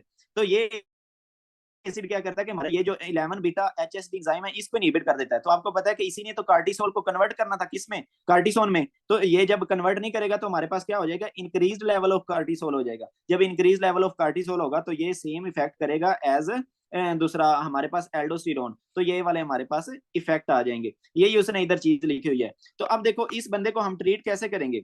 इस बंदे को वही अमाइलोराइड और ट्राईएम्प्टेरिन भी दे सकते हैं। ये देखो ये वाली ड्रग्स भी दे सकते हैं क्योंकि और हम ये वाली, तो इस बंदे को हम दोनों ड्रग्स दे सकते हैं। इनको हम कहते हैं बेसिकली पोटाशियम स्पेयरिंग डायूरेटिक्स। ठीक है जी। तो हम स्पाइरोनोलैक्टोन भी दे सकते हैं, एप्लेरिनोन भी दे सकते हैं, अमाइलोराइड भी दे सकते हैं, ट्राईएम्प्टेरिन। तो इनको पोटाशियम स्पेयरिंग डायूरेटिक्स क्यों देते हैं, क्योंकि ये बेसिकली इस चैनल को इनहिबिट कर देते हैं। तो आपको पता है कि जब सोडियम को हम रीअब्सॉर्ब नहीं करेंगे तो हम इन आइंस की भी कुर्बानी देंगे, कुर्बानी नहीं देंगे पोटाशियम की। जब हम इन आइंस की कुर्बानी नहीं देंगे तो ये हमारे पास बच जाएंगे ना। तो इसी वजह से हम दूसरा ये जो ड्रग्स होती है ना स्पाइरोनोलैक्टोन, एप्लीरिनोन, अमाइलोराइड और ट्राईएम्प्टेरिन, इनको हम कहते हैं पोटाशियम स्पेयरिंग डायूरेटिक्स। ठीक है। देन दूसरी दूसरी तरह हम इसको किस तरह ट्रीट कर सकते हैं, ये जो हमारी सेम वाली सिंड्रोम है इसको और हम दे सकते हैं कि अगर हम बंदे को बाहर से स्टीरॉइड दें। तो जब हम क्या करते हैं बंदे को एक्सोजीनस स्टीरॉइड देते हैं। ये देखो ट्रीटमेंट में क्या आ गया, पोटाशियम स्पेयरिंग डायूरेटिक्स, यही उसने यहाँ पे या क्या है कि बंदे को बाहर से एक्सोजीनस स्टीरॉइड दो, यानी कि बाहर से हम उसे स्टीरॉइड की ड्रग्स देंगे। हमारे पास ये डिफरेंट स्टीरॉइड्स वाली होती हैं, आपने बहुत यूज की होंगी, डेक्सा वगैरह और ये सारी चीजें। खैर, तो जब आप बाहर से स्टीरॉइड देते हो तो बॉडी के अंदर जो बन रहा होता है ना कोर्टिकोस्टीरॉइड, वो बनना कम हो जाता है। तो इस वजह से जब देखो हमारे पास, हम यही तो चाह रहे कि हमारे पास ये जो कार्टिसोल है ये कम हो। तो जब ये कम होता है तो हमारे पास ये प्रॉब्लम ठीक हो जाती है। लेकिन मेनली हम इसी चीज को प्रेफर करते हैं, ये पोटाशियम स्पेयरिंग डायूरेटिक्स या ये वाले दूसरा पोटाशियम स्पेयरिंग डायूरेटिक्स को इसकी ट्रीटमेंट के लिए प्रेफर करते हैं। मुझे पता है इसमें बिल्कुल अच्छे से कंफ्यूज हो गए हो। मैं आप लोगों को ना इसका थोड़ा सा ओवरव्यू दे देता हूँ। Syndrome of apparent mineralocorticoid excess, इसको आपने इसके नेम से याद रख लेना है कि अपेरेंट मिनरलोकोर्टिकोइड एक्सेस। मिनरलोकोर्टिकोइड कौन होता है, एल्डोस्टेरोन। तो इसमें बेसिकली क्या है कि हमें लग तो रहा है कि एल्डोस्टेरोन ज्यादा हो रहा है क्योंकि इफेक्ट्स ये जो हैं वो सेम एल्डोस्टेरोन वाले आ रहे हैं। लेकिन असल में हकीकत में क्या होता है कि एल्डोस्टेरोन नहीं इंक्रीज हो रहा होता बल्कि कार्टिसोल दूसरा इंक्रीज हो रहा था। कार्टिसोल क्यों इंक्रीज हो रहा होता है, क्योंकि हमारा ये जो इंजाइम है ये इनहिबिट हो रहा है जिसने कार्टिसोल को कार्टिसोन में कन्वर्ट करना था। तो जब ये इसका लेवल इंक्रीज होता है तो ये वही एल्डोस्टेरोन के जो रिसेप्टर होते हैं ना हमारे पास दूसरा ये कोलेक्टिंग डक्ट्स पे, इन रिसेप्टर्स पे आके लगता है तो सेम इफेक्ट देता है एज एल्डोस्टेरोन। तो ये इसी वजह से उसने निमोनिक बनाया हुआ है कि cortisol tries to be same as aldosterone. बाकी ये इफेक्ट्स का आपको पता चल गया कि ये सारे इफेक्ट्स आ जाएंगे एंड देन ट्रीटमेंट में हम पोटाशियम स्पेयरिंग डायूरेटिक्स दे देंगे। ठीक है जी। ये पास ये छोटा सा टॉपिक आ गया सिंपल सा। मोस्टली लोग इसको छुड़वा देते होते हैं, लेकिन मेरा ये है कि आपकी बुक पे जो भी चीजें हैं ना मैं कोशिश करूंगा उन सबको बताने की, ताकि आप लोगों की कोई चीज मिस ना हो। अगर पेपर में आ भी जाए तो आप लोग परेशान ना हो। तो इसमें बेसिकली आपने सिंपल चीज याद रखनी है। ये फॉर एग्जाम्पल मैं बना लेता हूँ जी पीसीटी। ये हमारे पास क्या है, पीसीटी, प्रोक्सिमल कन्वोल्यूटिव ट्यूब्यूल, जिसमें हमारी मैक्सिमम रीअब्जॉर्प्शन हो रही होती है। तो इसमें ना बेसिकली जो इस ग्राफ में उसने बताने की कोशिश की है, स्पीड बताने की कोशिश की है कि हमारे पास कौन सी चीज कितनी स्पीड से रीअब्सॉर्ब हो रही है। तो सबसे पहले आपने याद रख लेना है कि हमारे पास जो ग्लूकोज होता है वो बहुत तेजी से रीअब्सॉर्ब हो जाता है। सबसे ज्यादा स्पीड किसकी होगी, ग्लूकोज की। देन हमारे पास जो होते हैं ना जी amino acids, amino acid second number पे होते हैं और इनकी स्पीड तकरीबन तकरीबन सेम होती है, ग्लूकोज और अमाइनो एसिड्स की। और यही दो चीजें हैं जो हमारे पास जितनी फिल्टर होके आती है ना पीसीटी में, वो सारी की सारी अर्ली पीसीटी में ही रीअब्सॉर्ब हो जाती हैं। And this is important MCQs कि जो जितना भी हमारे पास ग्लूकोज बोमेन स्पेस में फिल्टर होके आया था और अमाइनो एसिड्स फिल्टर होके आए थे, वो सारे के सारे हमारे उसमें अर्ली पीसीटी में ही रीअब्सॉर्ब हो जाते हैं। यही उसने ग्राफ पे दिखाने की कोशिश की है कि ये उसने बेसिकली दिखाया हुआ है पीसीटी का डिस्टेंस है। मतलब जैसे जैसे हम नीचे जाएंगे पीसीटी में नीचे जाएंगे तो देखो ग्लूकोज क्या हुआ, अर्ली ही रीअब्सॉर्ब हो गया, अमाइनो एसिड सेकंड नंबर पे आए। देन अब ये मैंने आप लोगों को बताया कि ये सारे के सारे रीअब्जॉर्ब हो जाते हैं, कंप्लीटली रीअब्जॉर्ब हो जाते हैं। देन ये जो जो भी मैं आप लोगों को ऊपर बताऊंगा ना, ये सारे के सारे रीअब्जॉर्ब नहीं होते, मतलब कुछ इधर रीअब्जॉर्ब होंगे और कुछ आगे जाके रीअब्जॉर्ब होंगे। देन हमारे पास क्या आ जाता है जनाब, बाई कार्बोनेट HCO3 नेगेटिव। ठीक है, तो ये नंबर तीसरे नंबर पे आता है देखो। और ये भी most of the by carbonate भी हमारे पास क्या होता है पीसीटी में, तकरीबन 99 पॉइंट समथिंग परसेंट ये बाई कार्बोनेट भी पीसीटी में ही रीअब्जॉर्ब हो जाता है। और ये भी, इसकी भी स्पीड समझो वाटर से ज्यादा होती है। देन आगे किन की स्पीड वाटर बराबर होती है, तो उसमें हमारे पास आ जाता है जनाब सोडियम। ठीक है जी, सोडियम, उसके बाद जनाब पोटाशियम, और साथ में जनाब वाटर। ये तकरीबन सेम स्पीड पे दूसरा रीअब्जॉर्ब हो जाते हैं, सेम कंसंट्रेशन के साथ, ये सोडियम पोटाशियम और वाटर। तो इसके लिए देखो उसने सेम एक ही लाइन ड्रा की हुई है, यानी कि जिस तरह जितना वाटर रीअब्जॉर्ब हो रहा है उसी कंसंट्रेशन से हमारे पास ये जो सोडियम है और पोटाशियम रीअब्जॉर्ब हो रहे हैं।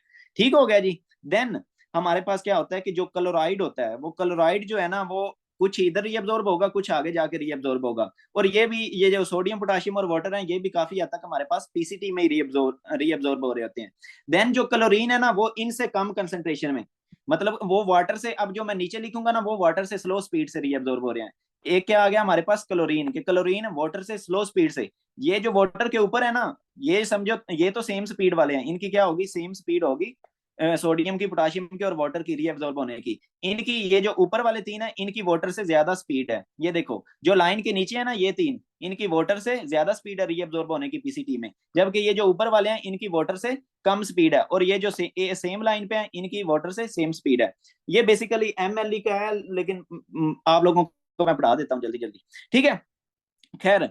तो उसके बाद क्या होता है कि हमारे पास पीसीटी में क्या होता है, यूरिया भी होता है। तो यूरिया भी तकरीबन जो है ना 50% रीअब्जॉर्ब हो जाता है, लेकिन उतना नहीं रीअब्जॉर्ब होता। तो हमारे पास इस क्लोराइड के बाद क्या आ गया, यूरिया। तो ये देखो उसने यूरिया की लाइन खींची हुई है कि ये जो यूरिया है ना हमारे पास, ये क्लोराइड के बाद है। ठीक है, तो इट मीन्स कि जैसे जैसे हम नीचे जाएंगे, जैसे जैसे हम नीचे जाएंगे पीसीटी में, तो हमारे पास यूरिया की कंसंट्रेशन बढ़ती जाएगी, क्लोराइड की कंसंट्रेशन बढ़ती जाएगी। एंड दिस इज एनआरई का एमसी, ये एनआरई का एमसीक्यूज है कि पीसीटी में जैसे जैसे हम नीचे जा रहे हैं, हमारे पास यूरिया की भी कंसंट्रेशन बढ़ रही है, क्लोराइड की भी कंसंट्रेशन बढ़ रही है। लेकिन किसकी कंसंट्रेशन कम होगी, ग्लूकोज की, क्योंकि ये सारे का सारा रीअब्जॉर्ब हो गया ना, अमाइनो एसिड की। ठीक है, तो ये चीज आपने याद रख लेनी है। उसके बाद बाइकार्बोनेट की कंसंट्रेशन कम होगी, जबकि ये जो सोडियम पोटाशियम और वाटर है, इनकी कंसंट्रेशन क्या होगी, सेम रहेगी। फॉर एग्जाम्पल, अब मैं इसको थोड़ा सा मजीद एलेबोरेट करता हूँ। फॉर एग्जाम्पल, ये मैं फ्लास्क ले लेता हूँ, इसमें 1 लीटर जनाब पानी ले लेता हूँ, और ये इधर क्या आ गया हमारे पास, वाटर आ गया। और इसमें मैंने क्या लिया, 50 ग्राम NaCl ले लिया, यानी कि सोडियम ले लिया। फॉर एग्जाम्पल 50 ग्राम मेरे पास क्या है, सोडियम। तो सोडियम और पोटाशियम का इस तरह सीन होता है कि जितना वाटर रीअब्जॉर्ब होगा ना, उसी कंसंट्रेशन से सोडियम, यानी कि अगर फॉर एग्जांपल 0.5 लीटर इधर से क्या हुआ है कि दूसरा रीअब्जॉर्ब हो गया, और पीछे कितना बच गया, 0.5 लीटर, और ये भी हाफ हो जाएंगे, 25 सोडियम बच जाएंगे। तो इट मीन्स के कंसंट्रेशन क्या रही, सेम रही। तो यही देख लो, सोडियम और पोटाशियम और वाटर, इनकी कंसंट्रेशन क्या रहती है, सेम रहती है। ठीक है, बाकी ये ग्लूकोज, अमाइनो एसिड और बाइकार्बोनेट की कंसंट्रेशन जैसे जैसे आप पीसीटी में नीचे जा रहे हो, कम हो रही है, क्योंकि ये सारे के सारे रीअब्जॉर्ब हो जाते हैं। जबकि क्लोराइड और यूरिया की रीअब्जॉर्प्शन जैसे जैसे आप पीसीटी में नीचे जाओगे, इनकी कंसंट्रेशन बढ़ती जाएगी। ठीक है जी। देन हमारे पास आ जाता है दूसरा इनोलिन। ठीक है, तो ये जो इनोलिन है ना, इसकी कंसंट्रेशन जाहिर सी बात है, जैसे जैसे हम नीचे जाएंगे इसकी कंसंट्रेशन बढ़ती जाएगी, क्योंकि ये रीअब्जॉर्ब ही नहीं होता। इनोलिन का मैंने आपको बताया था ना कि जितना भी फिल्टर होके आ रहा था, ये वाली थी ना बोमेन स्पेस है यार, जितना भी इधर इनोलिन फिल्टर होके आ रहा था, वो सारे का सारा एक्सक्रीट हो जाता था। ऐसे ही है ना, वो मतलब हमारे यूरिन में चला जाता था। ठीक है, तो इनोलिन की इट मीन्स के जैसे जैसे हम नीचे जाएंगे, वाटर तो रीअब्जॉर्ब हो रहा है। ठीक है, फॉर एग्जाम्पल ये मेरे पास फ्लास्क है, इसमें से मैं वाटर तो निकाल रहा हूँ, लेकिन जो इनोलिन है वो इसके अंदर ही रह रहा है। फॉर एग्जाम्पल इधर क्या है कि इनोलिन अंदर ही रह रहा है, थोड़ा बहुत वाटर बच रहा है, तो इसका मतलब है इनोलिन की कंसंट्रेशन इधर क्या बढ़ रही है, जैसे जैसे हम पीसीटी में नीचे जा रहे हैं, इनोलिन की कंसंट्रेशन क्या हो रही है, बढ़ रही है। देन हमारे पास आ जाता है कैराटिनिन। इनोलिन के बाद क्या आ जाएगा, कैराटिनिन। तो जैसे जैसे हम नीचे जाएंगे, हमारे पास कैराटिनिन की कंसंट्रेशन भी बढ़ती जाएगी, क्योंकि आपको पता है कि कैराटिनिन भी जितना फिल्टर होके आता था, वो सारे का सारा एक्सक्रीट हो जाता था, यूरिन में चला जाता था। तो वही बात है ना कि इधर से मैं वाटर तो रीअब्जॉर्ब करवा रहा हूँ, ये देखें, मैं वाटर तो पीसीटी में यार मैं वाटर तो पीसीटी में रीअब्जॉर्ब करवा रहा हूँ ना, इधर से वाटर तो इस फ्लास्क में से वाटर तो निकाल रहा हूँ, इधर से वाटर तो निकाल रहा हूँ, लेकिन जो इनोलिन है वो तो इधर ही रह रहा है ना, तो इस वजह से इधर इसकी कंसेंट्रेशन क्या हो रही है, बढ़ रही है। इसी तरह मैं कैराटिनिन इधर से नहीं निकाल रहा, लेकिन वाटर ने, तो इसी तरह कैराटिनिन की कंसेंट्रेशन बढ़ रही है। अब देखो अगर मैं क्या करूं, फॉर एग्जाम्पल रीअब्जॉर्ब भी इधर ब्लड में क्या है कि मैं रीअब्जॉर्ब नहीं इधर सॉरी इधर मैं क्या है कि ब्लड में इसको रीअब्जॉर्ब भी नहीं कर रहा, बल्कि ब्लड से इधर सेक्रीट कर रहा हूं, तो इट मींस कि इसकी कंसंट्रेशन और ज्यादा बढ़ जाएगी। ये देखो फॉर एग्जांपल ये इसी फ्लास्क में मैं क्या है कि पानी को मैं निकाल रहा हूं, लेकिन इधर क्या पड़ा है हमारे पास, दूसरा कैराटिनिन पड़ा है, और ऊपर से और कैराटिनिन डाल रहा हूं, तो इसका मतलब है कि कैराटिनिन की कंसंट्रेशन बहुत ज्यादा बढ़ेगी। तो ये आप देख सकते हो, इनोलिन के बाद क्या है हमारे पास कैराटिनिन, क्योंकि मैंने कहा था कि मिनिमल सी अमाउंट कैराटिनिन की हमारी जो दूसरा पीसीटी है वो उसको क्या कर रही होती है, सिक्रीट कर रही होती है उसमें। ये देखो ना इधर मैंने यार बताया था ना, ये इधर कहाँ, तो मैंने आपको क्या बताया था कि इधर जो होता है हमारे पास मिनिमल सी अमाउंट इधर से कैराटिनिन की सिक्रीशन हो रही होती है, इसकी वजह से जैसे जैसे हम नीचे जाएंगे इसकी कंसंट्रेशन बढ़ती जाएगी। इसको आप ऐसे ही समझ लो कि फॉर एग्जांपल क्या है कि मैं एक गिलास है उसमें से पानी तो निकाल रहा हूँ, लेकिन उसमें नमक ज्यादा डाल रहा हूँ, तो इसका मतलब है कि नमक की कंसंट्रेशन उस गिलास में बढ़ गई, तो वही सेम चीज इधर है। ठीक है, देन हमारे पास लास्ट पे आ जाता है पैरा अमाइनो हिप्योरिक एसिड। तो पैरा अमाइनो हिप्योरिक एसिड के बारे में क्या पढ़ा था हमने, कि वो दूसरा क्या है कि इधर से तकरीबन 80% सक्रिएट हो रहा था। कितना? 80%, यानी कि इधर जो फिल्टर होके आ रहा था वो कितना था, 20%। इसका मतलब है कि मेरे पास फॉर एग्जाम्पल ये ग्लास है ना, इसमें से पानी मैंने निकाल लिया, और इसमें कितना था, 20 ग्राम फॉर एग्जाम्पल पीएएच था, और ऊपर से मैंने 80 और डाल दिया, तो इसका मतलब है इसकी कंसंट्रेशन जैसे जैसे हम पीसीटी में नीचे जाएंगे बहुत ज्यादा बढ़ जाएगी। तो यही चीज है कि जैसे जैसे हम पीसीटी में जा रहे हैं इसकी कंसंट्रेशन बहुत ज्यादा बढ़ गई है। ठीक है जी। अब इसका मैं आप लोगों को खुलासा बताता हूं जो आपने एनआरई के रिगार्डिंग याद रखना है। एनआरई के रिगार्डिंग आपने ये याद रखना है कि कोई भी चीज है, आप जनरल रूल याद रख लो कि जिस चीज की भी किडनी में रीएब्जॉर्प्शन हो रही होती है, जितनी उसकी ज्यादा रीएब्जॉर्प्शन होगी, इसका मतलब है, मतलब यार मैं आप लोगों को इसको मजीद अच्छे से समझाता हूँ क्योंकि इसके रिलेटेड ना मैंने कुछ एमसीक्यूज देखे हैं। फॉर एग्जाम्पल ये जनाब गिलास है, इसमें क्या है जी, पानी है। ठीक है, तो पानी में से अगर मैं नमक निकाल लूं, तो इसका मतलब है कि इधर नमक की कंसंट्रेशन क्या हो जाएगी, कम हो जाएगी। तो देखो इधर क्या था, मेरे पास ग्लूकोज था, मैंने इस ट्यूब से क्या किया, ग्लूकोज को निकाल लिया, तो इसका मतलब है कि इस ग्लूकोज की कंसंट्रेशन पीसीटी में जैसे जैसे मैं नीचे जाऊंगा इसकी कंसंट्रेशन कम हो जाएगी। और ये ग्लूकोज के रिलेटेड बड़ा इंपॉर्टेंट एमसीक्यूज है कि जैसे जैसे हम पीसीटी में जाते हैं इसकी ग्लूकोज की कंसंट्रेशन कम हो जाती है। तो बताओ यूरिन में ग्लूकोज की कंसंट्रेशन कितनी होगी? यूरिन में ग्लूकोज की कंसंट्रेशन 0 होती है, क्योंकि यूरिन में तो ग्लूकोज होते ही नहीं, क्योंकि हम सारे के सारा इधर रीअब्सॉर्ब कर लेते हैं। इस चीज की समझ लगी है? अब हम पढ़ने लगे हैं जनाब फ्लूइड कंपार्टमेंट्स। इसके लिए मैं नोट्स पे चलता हूँ, आप लोगों को जरा अच्छे से समझाऊं कि ये फ्लूइड कंपार्टमेंट्स क्या होते हैं। देखो हमने बचपन से सुनते आ रहे हैं कि हमारी बॉडी जो होती है फॉर एग्जाम्पल उसमें कितना होता है, 60% वाटर होता है। ऐसे ही है ना, हम एफएससी से सुनते आ रहे हैं कि बॉडी का जनाब 60% वाटर होता है। तो ये तो हमें पता चल गया कि हमारी बॉडी में 60% वाटर होता है, लेकिन ये होता कहाँ कहाँ है, मैं आप लोगों को बताता हूँ। अब देखो ये कहाँ कहाँ हो सकता है, बॉडी में क्या होती है, वेसल्स होती हैं, ऐसे ही है ना।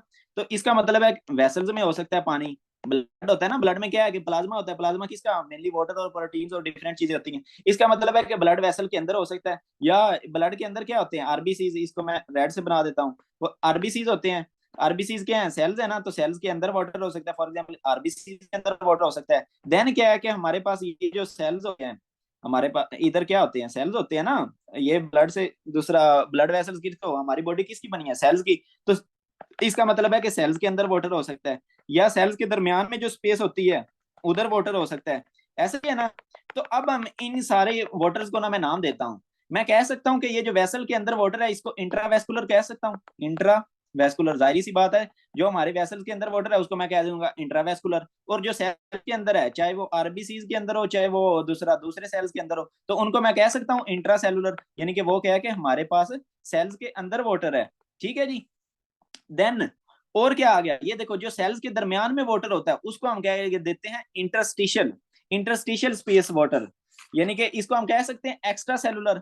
इसको हम एक्स्ट्रा सेलुलर भी तो कह सकते हैं, एक्स्ट्रा सेलुलर, या मैं कह सकता हूं जनाब इंटरस्टिशियल स्पेस वाटर, यानी कि हमारी जो इंटरस्टिशियल स्पेस में जो वाटर होता है उसको मैंने नाम दे दिया जनाब इंटरस्टिशियल। ये जो सेल्स के दरमियान में जो स्पेस होती है उसको हम क्या कहते हैं, इंटर मीन्स दरमियान, स्टिशियम मीन्स स्पेस। इंटरस्टिशियम मीन्स के जो सेल्स के दरमियान में स्पेस है उधर जो वाटर है उसको हम क्या क्या कह दिया, इंटरस्टिशियल वाटर। ठीक हो गया जी। खैर ये तो इट मीन्स के ये जो 60% है ये इधर डिस्ट्रीब्यूटेड है, कुछ वेसल में होगा, कुछ सेल्स में होगा, कुछ सेल्स के बाहर होगा। तो मेन हमने दो डिविजन कर ली वाटर की, इस वाटर की क्या की मेन दो डिविजन कर ली। फॉर एग्जाम्पल एक मैंने क्या किया, इंट्रा सेलुलर ले लिया, और एक एक्स्ट्रा सेलुलर यानी कि सेल्स के जो बाहर था। ठीक है जी, एक्स्ट्रा, ओ सॉरी, एक हमने क्या ले लिया जनाब, एक्स्ट्रा सेलुलर वाटर ले लिया। अब देखो इंट्रा सेलुलर मतलब इन सेल्स के अंदर जो होगा, और जो इधर आरबीसी के अंदर होगा उसको हमने क्या कह दिया, इंट्रा सेलुलर वाटर।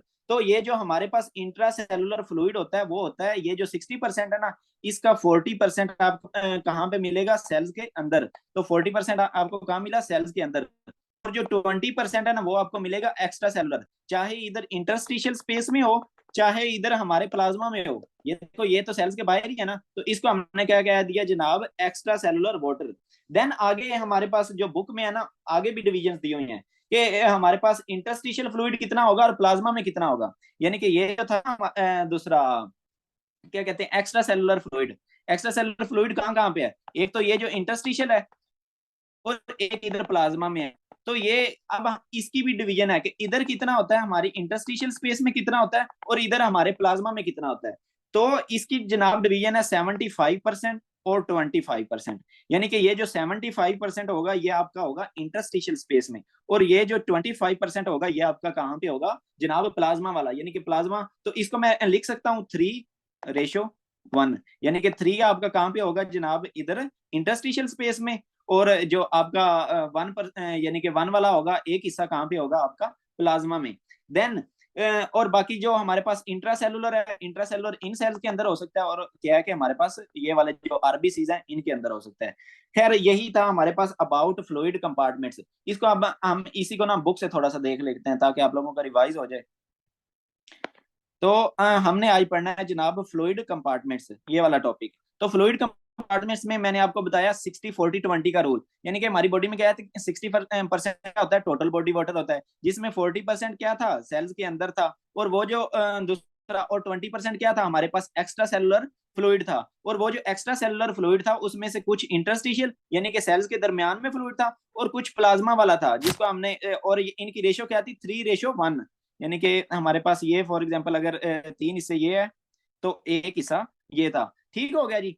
देन अब इसमें इंपॉर्टेंट चीजें जो मैं आप लोगों को बताऊं जो हमारे एमसीक्यूज में आनी है, फॉर एग्जांपल ये सेल है ना, तो सेल्स के अंदर मोस्टली जो है ना हमारे पास पॉजिटिव आयन ज्यादा होते हैं। कौन कौन से पॉजिटिव आयन, पोटाशियम, मैग्नीशियम, और साथ में हमारे पास एटीपी भी ज्यादा होती है, क्योंकि सेल्स के अंदर ही सारा काम हो रहा होता है। तो एटीपी सारी सेल के अंदर साइटोप्लाज्म में ही बन रही होती है ना, तो सेल्स के अंदर आपको ये वाले आयन्स ज्यादा मिलेंगे। तो वो आपको कहेंगे कि दूसरा इंट्रा सेलुलर आपको कौन सा आयन ज्यादा मिलेगा, और जो एमसीक्यूज आया हुआ था वो पोटाशियम के बारे में आया हुआ था। तो आपको सेल के अंदर पोटाशियम काफी ज्यादा मिलेगा, तकरीबन 95 के पता नहीं 98% हमारे पास सेल के अंदर पोटाशियम होता है, और बाकी थोड़ा बहुत एक्स्ट्रा सेलुलर होता है। देन आपको सेल के बाहर कौन से आयन ज्यादा मिलेंगे, तो वो आपको मिलेगा जनाब सोडियम और क्लोराइड, और साथ में बाइकार्बोनेट HCO3 नेगेटिव। आप इसको ऐसे भी याद रख सकते हो ना कि हमारे पास जो मेन पंप होता था वो 3 सोडियम को आउट करवाता था, 2 पोटाशियम को इन करवाता था। तो इट मीन्स के बाहर हमारे पास सोडियम ज्यादा होगा और सेल के अंदर क्या है हमारे पास पोटाशियम ज्यादा होगा। तो यही उसने लिखा हुआ है कि आपको सेल के अंदर क्या मिलेगा, मेनली पोटाशियम मिलेगा, मैग्नीशियम मिलेगा, और एटीपी मिलेगी। ठीक है, और सेल के बाहर आपको क्या मिलेगा, सोडियम मिलेगा, क्लोराइड मिलेगा, और साथ में ये दूसरा बाइकार्बोनेट मिलेगा। और ये जो एल्ब्यूमिन ना ये मेनली ब्लड वेसल के अंदर होता है। ये जो मतलब मैंने ब्लड वेसल बनाई थी ना, तो ये एल्ब्यूमिन मेनली आपको किस में मिलेगा, ब्लड वेसल्स के अंदर मिलेगा।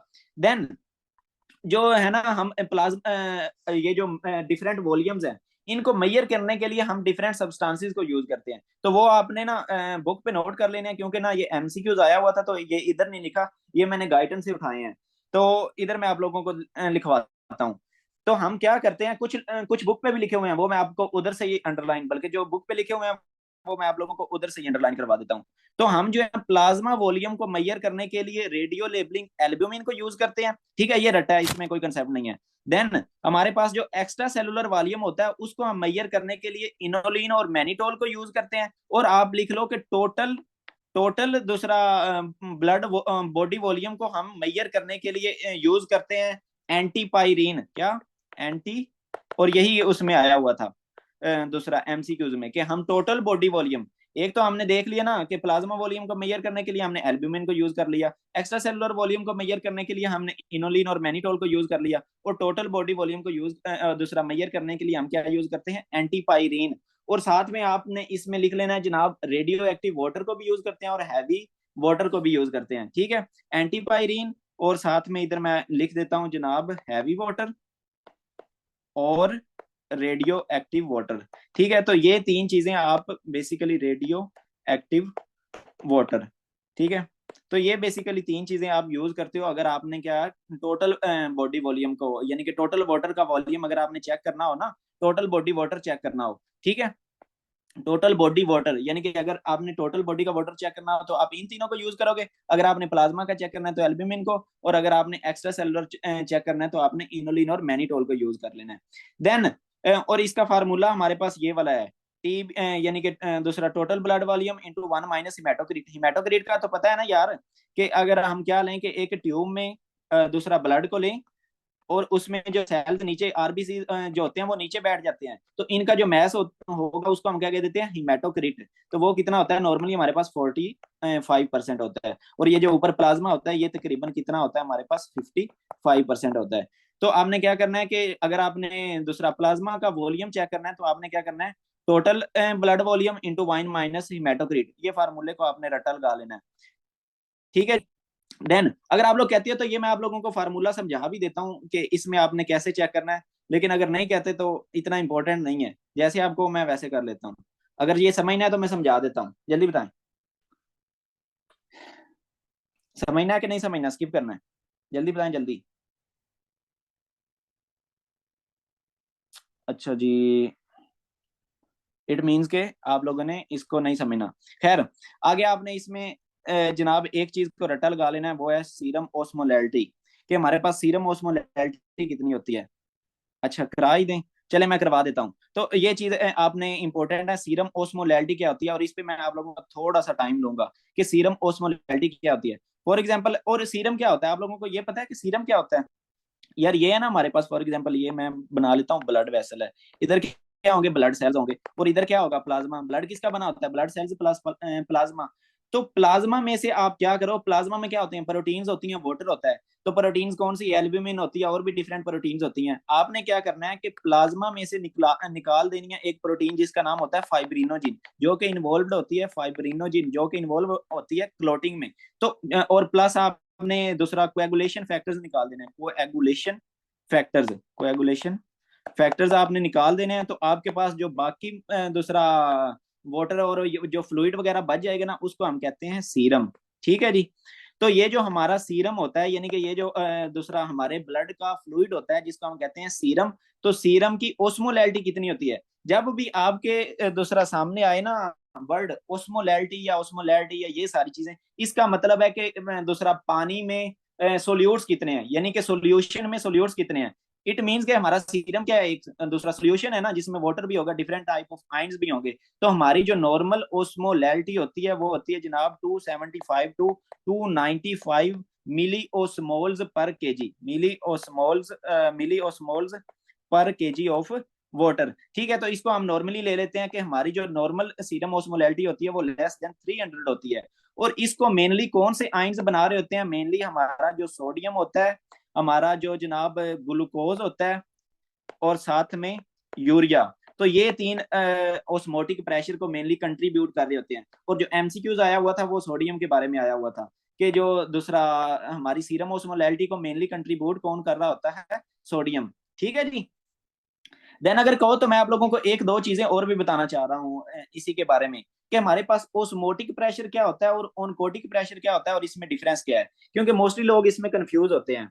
और ये हमारी ना काफी इंपॉर्टेंट चीजें हैं, क्योंकि हमारे पास थोड़ा सा टाइम है, 3-4 मिनट है, तो मैं उसमें आप लोगों को बता देता हूँ कि हमारे पास जो ओस्मोटिक प्रेशर, एक मैं इधर लिख लेता हूँ, ओस्मोटिक प्रेशर हमारे पास क्या होता है, और ओनकोटिक प्रेशर क्या होता है, ठीक है जी। तो इसमें बेसिकली आप याद रख लो, फॉर एग्जांपल ये हमारी क्या है जनाब, ब्लड वेसल है। ब्लड वेसल में क्या है कि हमारे ब्लड सेल्स होते हैं, और क्या होती है हमारी प्रोटीन्स होती हैं। तो कौन सी मेनली प्रोटीन, एल्ब्यूमिन। और क्या होता है हमारे ब्लड में डिफरेंट आयंस होते हैं, लाइक सोडियम होता है, और डिफरेंट किस्म के सोल्यूट्स होते हैं, लाइक ग्लूकोज होता है, और हमारे पास होता है जनाब यूरिया। ठीक है। तो हमें पता है कि हम ये जो एल्ब्यूमिन है ये क्या करती थी कि ये वाटर को अपने पास रखती थी। तो ये जो एल्ब्यूमिन वाटर को अपने पास रखती है, अट्रैक्ट करके रखती है, इसको हम कहते हैं कि ये हमारा क्या बना रही है, ओनकोटिक प्रेशर। ये क्या बना रही है, oncotic pressure is basically specific term. ये क्या है हमारे पास स्पेसिफिक टर्म है, कि यानी कि वो प्रेशर जो एल्ब्यूमिन जो प्रोटीन्स की वजह से है उसको हम क्या कह देते हैं, ओनकोटिक प्रेशर। और ओस्मोटिक प्रेशर हम उस वक्त वर्ड यूज करेंगे जब हमारे पास ये जनरल टर्म है। जनरल टर्म है ओस्मोसिस, हम कहते हैं क्या है, फॉर एग्जांपल ये हमारे पास क्या है कि जनाब एक मेम्ब्रेन है सेमी परमिएबल, इधर क्या है कि हमारे पास सोडियम फॉर एग्जांपल पड़ा है, तो वाटर इसके पीछे पीछे आए, तो इस अमल को हम क्या कह देते हैं, ओस्मोसिस। यानी कि दूसरा सोलवेंट का सोल्यूट के पीछे पीछे जाना through a semi permeable membrane, इसको हम क्या कह देते हैं, ओस्मोसिस। तो ये क्या है कि हमारा जो ओस्मोटिक प्रेशर है वो बेसिकली ये वाला आयन मेनली कौन बना रहा होता है, सोडियम। और साथ में ये भी कंट्रीब्यूट कर रहे होते हैं ग्लूकोज और यूरिया। लेकिन मेन अगर आपके पास एमसीक्यूज आए कि ओस्मोटिक प्रेशर को कौन कंट्रीब्यूट कर रहा है, तो आपका आंसर होना चाहिए सोडियम। और ओनकोटिक प्रेशर हम स्पेसिफिकली टर्म यूज करते हैं प्रोटीन्स के लिए, कि प्रोटीन्स जो अट्रैक्ट करती है ना फ्लूइड को, उसको हम क्या कह देते हैं, oncotic pressure. And this is really really important. ये आप लोगों का आगे बहुत जगह पे कंफ्यूज करेगा, लेकिन उम्मीद है कि आप लोगों का ये वाला पॉइंट क्लियर हो गया होगा। ओस्मोटिक और ओनकोटिक का प्रेशर का दूसरा क्लियर हो गया। ये बेसिकली ओस्मोटिक जो है ना जनरल टर्म है, ये क्या है हमारे पास जनरल टर्म। मेनली इन दोनों का काम क्या है कि हमारे पास वाटर फ्लूइड को होल्ड करके रखना वेसल के अंदर। ठीक है जी, डन है ये, डन है। जल्दी बताएं, जल्दी। चलें ठीक हो गया। तो अब हमारा लास्ट आगे जो आप लोगों ने कहा है, ये आप लोगों की मर्जी है, आप समझना चाहते हो नहीं समझना चाहते फिर भी मर्जी है, ये वाला जो टॉपिक है, ठीक है, ये आपकी। तो अब आप लोग समझना चाह रहे हो कि जो प्लाज्मा वॉल्यूम होता है, ये जो फार्मूला था हमारे पास कि प्लाज्मा वॉल्यूम को हम कैसे कैलकुलेट करते हैं, उसके लिए, इसके लिए ना मैं एक जनाब एग्जांपल ले लेता हूँ। एग्जांपल क्या लेता हूँ कि फॉर एग्जांपल मैंने एक बंदे का ब्लड सैंपल लिया, उसको इधर जनाब फ्लोस्क में रखा, ठीक है, इस तरह। तो वो मैंने कितना ले लिया जनाब, 10 सीसी, 10 सीसी मैंने बंदे का ब्लड निकाल लिया। और अब मैं क्या चाह रहा हूं कि मैं उसका प्लाज्मा वॉल्यूम, यानी कि इस ब्लड के अंदर प्लाज्मा कितना है, मैं वो कैलकुलेट करना चाह रहा हूँ। ठीक हो गया जी। तो उसके लिए मैं क्या करूंगा कि हमें पता है कि हमारा जो दूसरा ब्लड होता है उसमें कितना होता है, 40 to 45% क्या होगा, हिमेटोक्रिट होगा। यानी कि फॉर एग्जांपल ये जो फ्लास्क है इसमें नीचे क्या होंगे, ब्लड सेल्स बैठ जाएंगे ना। तो वो मैंने देखा कि वो तकरीबन क्या है कि 40% है। तो ये 10 का अगर आप 40% निकालोगे तो वो आपके पास आ जाएगा जनाब तकरीबन 0.4। ठीक है जी। तो हम उसी फार्मूले में पुट करते हैं, प्लाज्मा वॉल्यूम क्या होता है, is equal to total blood volume. तो हमारे पास टोटल ब्लड वॉल्यूम कितना है, ये जो मैंने बंदे का लिया है, टोटल ब्लड वॉल्यूम कितना है, 10 सीसी, तो वो आपके पास आ गया जनाब 10। ठीक है। इनटू मैंने कहा था 1 - हिमेटोक्रिट, 1 - हिमेटोक्रिट। तो हिमेटोक्रिट हमारे पास कितना आ गया, हिमेटोक्रिट 10 का जब मैंने 40%, हिमेटोक्रिट कितना है इस बंदे का, 40% है। ठीक है। हिमेटोक्रिट क्या था कि आरबीसी मैस, तो जब मैंने 10 का 40% निकाला तो वो मेरे पास आ गया जनाब 0.4। तो इस फार्मूले में मैंने जब पुट किया तो मेरे पास जो आंसर आ गया वो आ गया जी 6 सीसी। ठीक है। ये यार 1 × 0.4 करके आगे आप देख लो ना, तो ये हमारे पास जो आंसर आ जाता है वो आ जाता है 6 सीसी। ठीक है। तो इसका मतलब है कि इस बंदे का जो